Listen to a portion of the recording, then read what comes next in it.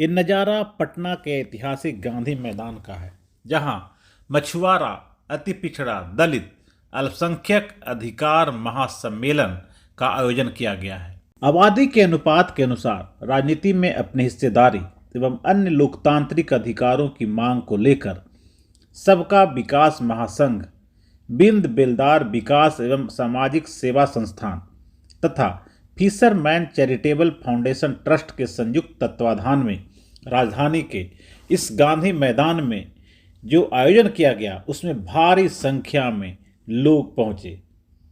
नेपाल, उत्तर प्रदेश, पश्चिम बंगाल, झारखंड एवं बिहार के कोने कोने से भारी संख्या में लोग पहुंचे और अपनी एकता और ताकत का एहसास कराया। सरकार को आगाह करते हुए इस महासम्मेलन में ये चर्चा हुई कि आगामी बिहार विधानसभा चुनाव में आबादी के अनुरूप अगर हमारी मांग पूरी नहीं हुई तो वोट के माध्यम से उसका करारा जवाब दिया जाएगा। बिहार के प्रमुख राजनीतिक पार्टियों को भी यह संदेश देने की कोशिश की गई कि अगर इन्हें उचित प्रतिनिधित्व नहीं मिला तो उसका जवाब उन्हें जरूर 2025 के होने वाले चुनाव में मिलेगा। इस मौके पर सबका विकास पार्टी का गठन भी किया गया और आगामी बिहार विधानसभा चुनाव में सभी 243 सीटों पर चुनाव लड़ने का ऐलान किया गया। सबका विकास पार्टी के राष्ट्रीय अध्यक्ष गणेश कुमार बिंद ने महासम्मेलन को संबोधित करते हुए कहा कि जनसंख्या हमारी, वोट हमारा, राज तुम्हारा, नहीं चलेगा, नहीं चलेगा। बिंद ने कहा कि बिहार में अति पिछड़ा, दलित एवं अल्पसंख्यकों की आबादी 75% से अधिक है, परंतु सत्ता में इनकी भागीदारी नगण्य है। इसलिए उन्होंने इनकी आबादी के अनुरूप सत्ता में भागीदारी हेतु सबका विकास पार्टी नाम से राजनीतिक दल गठित कर दिया है। आगामी 2025 के बिहार विधानसभा चुनाव में सभी 243 सीटों पर योग्य उम्मीदवार को लड़ाकर आबादी के अनुसार सत्ता में इनकी भागीदारी सुनिश्चित की जाएगी। साथ ही अति पिछड़ा वर्ग की सूची में समृद्ध जातियों को हटाने, मछुआ समुदाय की जातियों को अनुसूचित जाति का आरक्षण देने, आरक्षण का कोटा बढ़ाने एवं परंपरागत मछुआरों की सूची जारी करने की सरकार से मांग भी की गई। गणेश कुमार बिंद ने आगे कहा कि सबका विकास पार्टी का संकल्प पत्र जारी किया गया है और अमीर बनने संबंधी मार्गदर्शिका संबंधी पुस्तक का विमोचन भी किया गया। 2 महीना 3 महीना के बाद फिर हम अपने निषाद समुदाय पिछड़ा के लोगों को बुलाएंगे और बुला करके उनसे पूछेंगे कि भाई आप रोजगार क्या करना चाहते हैं, क्योंकि नौकरी तो सबको लगेगी नहीं। आखिर अपने परिवार चलाने के लिए कुछ न कुछ तो रोजगार करना पड़ेगा। तो रोजगार करने के लिए जैसे आज हम लोगों ने किताब का विमोचन किया कि भाई लोग सोचते हैं कि यही कि बिजनेस करने के लिए बड़ी पूंजी की जरूरत होती है। नहीं, कुछ बिजनेस करने के लिए बहुत पूंजी की जरूरत नहीं होती है। आप कम पूंजी में भी आप बिजनेस कर सकते हैं। कहा गया है नौका के डर से, लहरों के डर से नौका पार नहीं होती, लहरों के डर से नौका पार नहीं होती, और कोशिश करने वालों की भाई कभी हार नहीं होती, कोशिश करने वालों की कभी हार नहीं होती। इसीलिए हम आप सभी से अनुरोध करते हैं कि जो किताब हमने लिखा है कि 15 वर्षों में करोड़पति कैसे बने, कैसे आप अमीर बनेंगे, उसको एक बार आप अध्ययन कीजिए और फिर हम आपके बीच जाएंगे। और हमने उस किताब में दिखाया है कि आप 10,000, 20,000, 25,000, 50,000, 1 लाख, 2 लाख से भी आप अपना कोई व्यवसाय कर सकते हैं।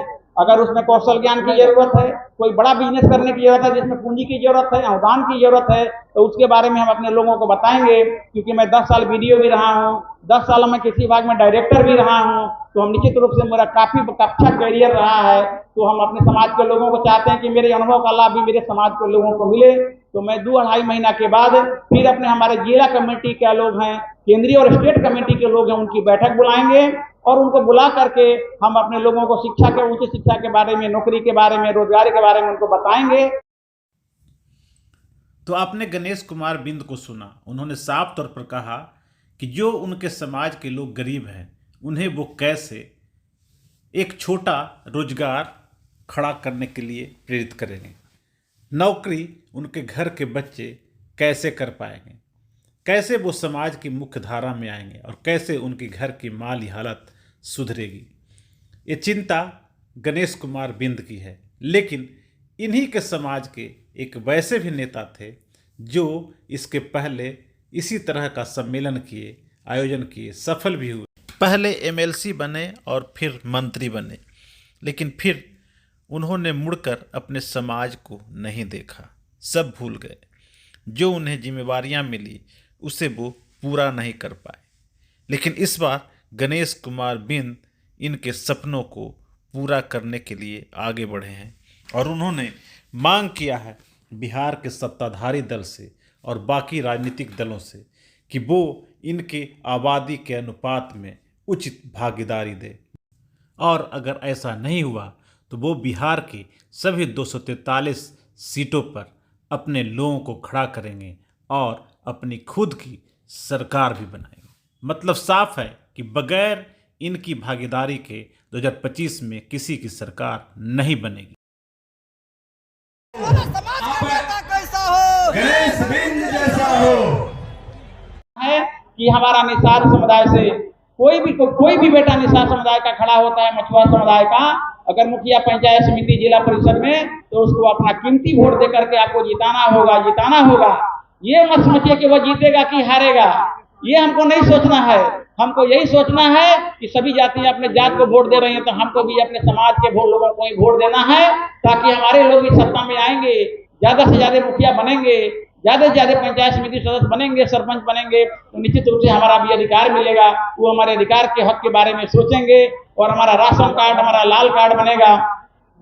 तो इसीलिए हम लोग ये कहते हैं कि भाई हम एकजुट होकर के अपने वोट को समझते हुए आने वाले जो चुनाव है, चाहे कोई भी चुनाव हो, सबको एकजुटता दिखाना है, एकता दिखाना है, संघर्ष करना है, और इस एकजुट होकर के संघर्ष करते हुए अपने जो भी हमारे निषाद समुदाय अति पिछड़ा के लोग खड़ा होते हैं उनको वोट दे करके जिताना है, नेताजी बनाना है, और तभी वो विधानसभा पहुंचेंगे तो आपके हक अधिकार की लड़ाई वो लड़ेंगे।